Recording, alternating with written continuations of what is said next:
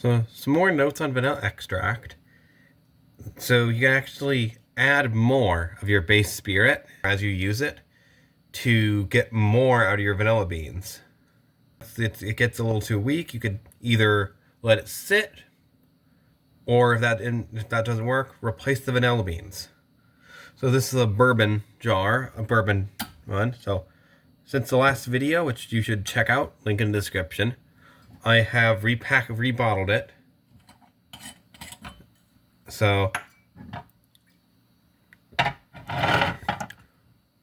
basically, all you need to do is just add more bourbon.